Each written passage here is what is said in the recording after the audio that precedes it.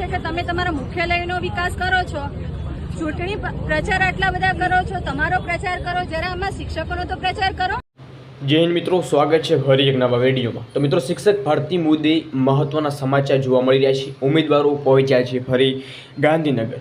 તો ઉમેદવારો લાંબા સમયની જે રાહ જોઈ રહ્યા હતા અને એમની જે રાહના આતુરતાનો અંત આવ્યો છે, છેવટે એ લોકો લડી લેવાના મૂડમાં જોવા મળી રહ્યા છે. મિત્રો, જિગ્નેશ મેવાણીનો સાથ અહીંયા કંઈ ના કંઈ જોવા મળી રહ્યો છે.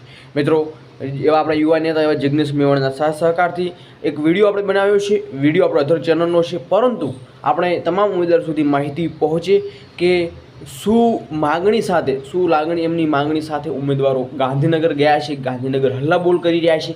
તો મિત્રો, સંપૂર્ણ માહિતી આપણે અધરવાઇઝ બીજી ચેનલમાંથી વિડીયો લાવેલો છે, પરંતુ એક ટોપિક મિત્રો, આ વિડીયો મૂકવાનો અર્થ એ છે કે તમામ ઉમેદવાર સુધી માહિતી પહોંચે, તો ખાસ ધ્યાનમાં લેવું. તો મિત્રો, સરકાર હવે પ્રોસેસ શરૂ કરશે કે નહીં, કેમ કે આંદોલન મોટા પાયે મિત્રો જોવા મળી રહ્યું છે. શું આંદોલનની હકીકત છે, સાથે કયા કયા મુદ્દાઓ ધ્યાનમાં લેવામાં આવે છે, જિગ્નેશ મેવાણીએ શું કીધું છે શિક્ષક ભરતી મુદ્દે, અને સાથે સાથે મિત્રો જે પ્રોસેસ અત્યાર સુધીમાં જે ચાલુ નહોતી અને મિત્રો ક્યાં સુધીમાં ચાલુ થઈ શકે છે, એની પણ સંપૂર્ણ માહિતી આપેલી છે. તો ખાસ વિડીયો તમામ ઉમેદવારો સુધી શેર કરશો, અને વધુ એનો પછીનો વિડીયો છે મિત્રો, જેમને પીટીસી કરવું છે એમના માટે ખુશખબરી આવી છે, તો એનો વિડીયો આપણે ટૂંક સમયમાં મૂકવા જઈ રહ્યા છીએ.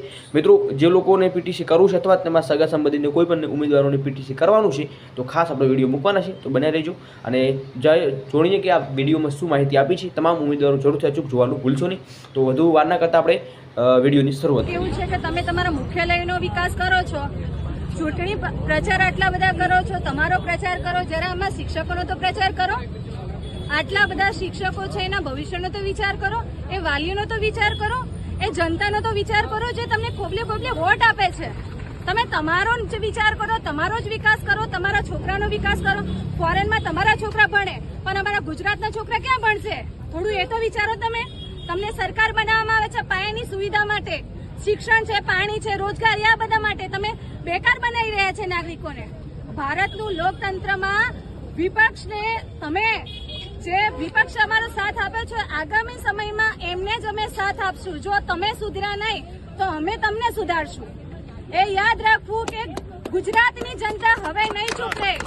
ગુજરાત જે ગાંડો થયો છે અને ગુજરાતની જનતા જે મરી ગઈ છે, હવે જાગવું જોઈએ. નહીં તો તમે હજુ પણ ટેક્સ પણ વધશે, બેરોજગારી પણ વધશે, અને આ બધી સ્કૂલો છે ને એ પ્રાઇવેટીકરણ અને વેપારીકરણ તરફ જશે. જે સરકાર જે યોજનાઓ બનાવે છે એ બધી જ કેવી છે, પ્રાઇવેટીકરણને પ્રોત્સાહન આપનારી છે. જ્ઞાન સેતુ જેવી યોજના, આવી બધી યોજનાઓ બંધ કરો અને સરકારી શાળાઓને વધારો, ગ્રાન્ટેડ શાળા વધારો. ભવિષ્ય છે દેશનું, તમારા દેશનું તો વિચારો. તમે બીજા અંગ્રેજો બની રહ્યા છો. 150 વર્ષની હવે ગુલામી અમે નહીં સહન કરીશું. એકવાર અંગ્રેજો આવ્યા, હવે બીજી વાર અંગ્રેજો અમે નહીં સહન કરશું. એકવાર સુધરો તમે, નહીં તો પછી અમે પણ કોંગ્રેસ વાળી કરશું. હવે આજે સમગ્ર ગુજરાતની જનતાને શિક્ષક દિવસની ખૂબ જ શુભેચ્છાઓ પાઠવું છું.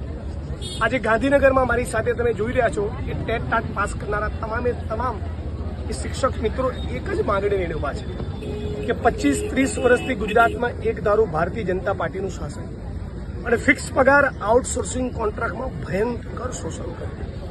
હવે આ ગુજરાતની નવી પેઢી આ શોષણ અને ગુલામીમાંથી મુક્ત બની કાયમી નોકરીની ઝંખના કરી રહી છે.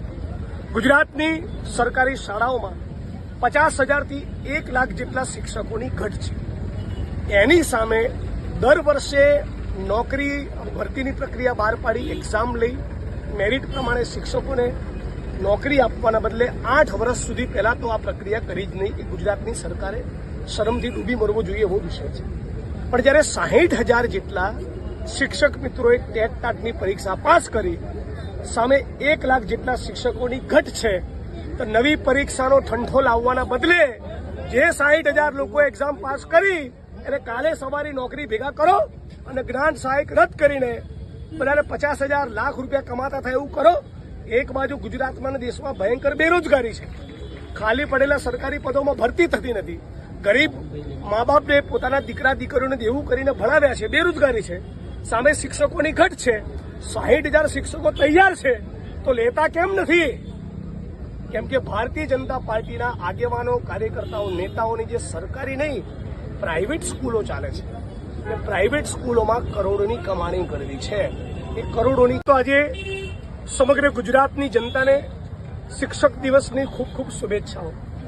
પણ બહુ દુઃખ સાથે કહેવું પડે છે કે ગુજરાત અને ભારતની સરકારે છેલ્લા 10 વર્ષમાં લગભગ 89,000 જેટલી સરકારી સ્કૂલો બંધ કરી. આ પ્રચંડ બેરોજગારી અને મોંઘવારીના સમયમાં દેશનો અને ગુજરાતનો સામાન્ય વાલી એક ખાનગી શૈક્ષણિક સંસ્થાને સ્કૂલોમાં નહીં, સરકારી સ્કૂલોમાં પોસાય એવું ગુણવત્તાયુક્ત શિક્ષણ પ્રાપ્ત કરાવી શકે પોતાના દીકરા દીકરીઓને, એવી ગુજરાતની જનતાની અપેક્ષા હતી. એની સામે સરકારી સ્કૂલો મોટી સંખ્યામાં બંધ કરી રહ્યા છે. બીજી તરફ આખું ગુજરાત જાણે છે કે 50,000થી લઈને 1 લાખ જેટલા શિક્ષકોની ઘટ છે. શાળાઓ નથી, વર્ગખંડો નથી.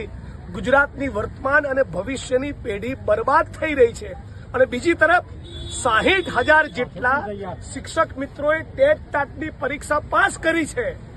તો આમાં તમારે ક્યાં કન્ફ્યુઝ થવાની જરૂર છે? તો મિત્રો, તમે હાલ ફિલહાલ એક વિડીયો નિહાળ્યો છે જેમાં જિગ્નેશ મેવાણી સાથે એક બહેનની પણ એક અપડેટ આવી છે કે જે ભરતી મિત્રો અત્યાર સુધીમાં ચાલુ નથી, સાથે સાથે કેટલી સરકાર છે એ પ્રોસેસ કરી રહી છે અને સરકારની આ જે પ્રોસેસમાં કેટલા મહિના લાગી ગયા છે.